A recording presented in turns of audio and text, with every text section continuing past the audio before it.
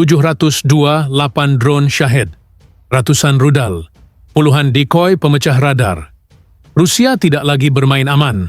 Mereka sedang kirim pesan, bukan cuma ke Ukraina, tapi ke seluruh dunia. Kami masih punya taji, dan kami tidak akan berhenti. Serangan ini bukan sekadar strategi militer. Ini adalah unjuk kekuatan.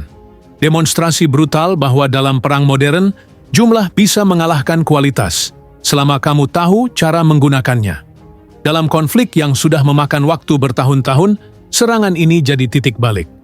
728 unit senjata udara diluncurkan dalam satu gelombang, menjadikannya serangan udara terbesar sepanjang sejarah perang Rusia-Ukraina tahun 2025. Dan lihat siapa yang diserang, bukan pangkalan militer, tapi kota-kota besar, infrastruktur energi, dan sistem pertahanan strategis.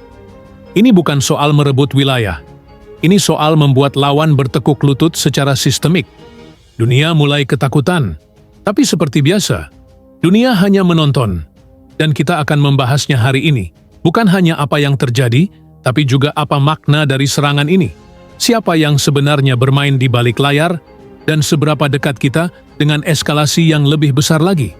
Karena kalau benar ini hanya pemanasan, maka pertanyaannya bukan lagi kapan perang berakhir, tapi siapa yang akan tumbang duluan? Dalam beberapa hari terakhir, dunia menyaksikan salah satu operasi militer udara paling masif dalam sejarah konflik modern. Rusia meluncurkan hingga 728 unit senjata udara ke wilayah Ukraina. Sebuah kombinasi mematikan antara drone kamikaze Shahed, rudal jelajah, dan decoy elektronik yang dirancang khusus untuk mengacaukan sistem radar pertahanan lawan. Target utamanya jelas, infrastruktur kritikal. Mulai dari jaringan listrik, pusat distribusi energi, sistem radar anti-udara, hingga jalur logistik militer yang menjadi urat nadi pertahanan Ukraina. Tapi yang paling menarik perhatian analis internasional adalah jenis drone yang digunakan. Sebagian besar dari drone tersebut adalah Shahed, drone kamikaze asal Iran, yang sudah sering digunakan Rusia sejak 2022. Tapi kali ini, yang dikirim bukan buatan Iran langsung, melainkan versi produksi dalam negeri Rusia sendiri. Apa artinya? Artinya, Rusia kini telah berhasil mengkloning dan memproduksi sendiri teknologi militer Iran secara massal. Dan ini bukan berita baik, karena artinya rantai pasokan mereka kini lebih mandiri, lebih cepat, dan lebih murah. Serangan ini bukan cuma operasi militer biasa. Ini adalah tanda jelas bahwa eskalasi telah memasuki fase baru. Fase di mana serangan udara dilakukan secara kuantitatif dan simultan, bukan untuk sekadar menghancurkan target, tapi untuk menumpulkan pertahanan musuh secara sistemik dan berulang. Dengan 728 unit senjata udara yang diluncurkan dalam satu waktu, Rusia tidak sedang bermain-main. Mereka sedang memberitahu dunia bahwa mereka siap menghadapi perlawanan jangka panjang dengan strategi perang total. Ini bukan sekadar berita serangan udara. Ini adalah serangan terbesar sejak awal tahun 2025. Baik dari sisi jumlah unit yang diluncurkan, intensitas serangan, maupun skala target yang dihantam. Dan kalau kita tarik garis dari pola-pola sebelumnya, serangan ini bukan terjadi tiba-tiba. Ini adalah bagian dari pola yang sangat sistematis. Setidaknya, ada 3 tujuan utama yang bisa dibaca dari eskalasi besar-besaran ini. Pertama, Rusia kemungkinan besar sedang mencoba melumpuhkan sistem pertahanan udara Ukraina secara total. Bukan dengan satu serangan presisi, tapi dengan teknik yang disebut saturation attack. Membanjiri langit dengan drone dan rudal dalam jumlah besar, agar radar Ukraina kewalahan, sistem anti-udara mereka kehabisan amunisi, dan lubang-lubang dalam pertahanan mereka bisa terbuka. Kedua, ini juga bisa dibaca sebagai upaya psikologis untuk menghancurkan moral sipil Ukraina. Dengan menargetkan kota-kota besar, jaringan listrik, dan fasilitas publik, Rusia ingin menciptakan ketakutan massal dan kelelahan psikologis. Karena dalam perang modern, keputusasaan rakyat seringkali lebih menentukan dari kekuatan militer itu sendiri. Ketiga, dan ini yang paling mengkhawatirkan, serangan ini bisa menjadi pembuka jalan untuk operasi darat skala besar. Karena sebelum tank bergerak dan infanteri menyerbu, udara harus dibersihkan dulu dari ancaman. Dan itulah yang sedang mereka lakukan, membersihkan langit untuk membuka jalan di darat. Dengan kata lain, serangan ini bukan hanya soal menghancurkan target. Ini adalah langkah strategis yang menyusun fondasi bagi fase berikutnya, fase yang bisa jauh lebih brutal dan berdarah.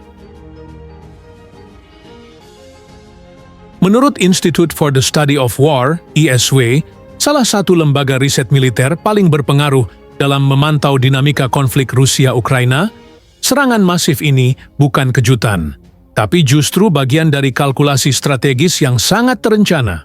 ISW menyebut ini sebagai fase baru dalam pola serangan Rusia, yang mereka klasifikasikan sebagai full-scale offensive escalation, atau fase eskalasi ofensif menyeluruh. Artinya, Rusia tidak lagi bermain defensif atau sekadar menanggapi pergerakan Ukraina, tetapi kini secara aktif memimpin jalannya perang, mencoba menciptakan momentum kemenangan lewat pukulan bertubi-tubi dari udara. Dan ini sangat penting, karena dari sudut pandang geopolitik, waktu adalah musuh Rusia. Dalam bulan-bulan ke depan, Ukraina diperkirakan akan menerima gelombang bantuan militer lanjutan dari NATO dan Sekutu Barat, termasuk sistem pertahanan udara jarak jauh, drone tempur modern, dan persenjataan presisi tinggi. Semakin lama perang ini berlangsung, semakin besar peluang Ukraina untuk kembali memperkuat diri. Rusia menyadari ini, maka strategi mereka tampaknya adalah mengejutkan dan menekan lawan sekuat mungkin sebelum Ukraina kembali bernafas. Dengan serangan udara berskala besar, Rusia berharap dapat meruntuhkan sistem pertahanan udara Ukraina, mempercepat kerusakan infrastruktur, dan memotong logistik militer, semuanya dalam waktu sesingkat-singkatnya. Tapi menurut ISW, tujuan serangan ini tidak berhenti di sana. Serangan ini juga merupakan ujian militer dan politik, semacam stress test, bukan hanya untuk Ukraina, tetapi juga untuk para sekutunya di Barat. Pertanyaannya sederhana tapi tajam. Apakah Ukraina masih mampu menahan gelombang serangan sebesar ini? Apakah sistem pertahanan udaranya masih bisa bertahan jika skema serangan banjir ini terus berlanjut? Dan yang lebih strategis, apakah negara-negara pendukung Ukraina akan mempercepat bantuan atau justru mulai ragu dan mengurangi komitmennya? Di sini, Rusia sebenarnya sedang melempar dadu strategi. Jika Ukraina goyah dan Barat lambat bereaksi, maka Rusia bisa merebut keunggulan besar, baik di medan perang maupun di meja diplomasi internasional. Tapi jika sebaliknya, dan Ukraina justru bertahan dengan sokongan cepat dari Barat, maka Rusia justru berisiko kehabisan sumber daya dan kalah arah.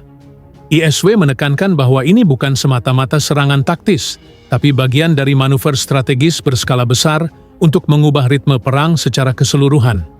Dalam konflik yang semakin panjang, siapa yang bisa mendikte tempo, dialah yang akan mengendalikan arah sejarah.